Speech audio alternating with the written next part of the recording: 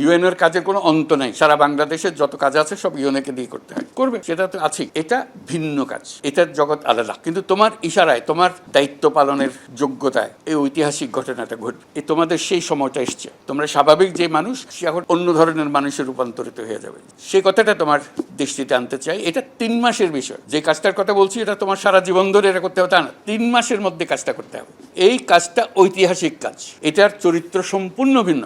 এখন তুমি যার সঙ্গে কথা বলবে এই 3 মাসের কথার সঙ্গে মুখ্য বিষয় হবে 3 মাসের বিষয়টা, যার সঙ্গে করো সমস্ত প্রস্তুতি। তোমার এলাকার যত লোকের সঙ্গে তোমার কথা বলার দরকার, তাকে বোঝানোর দরকার, বোঝাবে কারা কারা আসবে, কিভাবে আসবে। তুমি নিজে প্রত্যেকটা পোলিং স্টেশনে যাবে যে দেখার জন্য যে এটা ঠিক আছে, কারণ তুমি হলে এটার কর্তা, তোমার ইশারায় কাজ হবে। আর বাকি বহু তোমাকে সাহায্য করার জন্য বহু লোক থাকবে সেখানে, কিন্তু তোমার ইশারায়, তোমার দায়িত্ব পালনের যোগ্যতায় এই ঐতিহাসিক ঘটনাটা ঘটবে। এটার জন্য প্রস্তুতি নেওয়া, মানসিক প্রস্তুতি। এই 3 মাস আমি ভিন্ন মানুষ।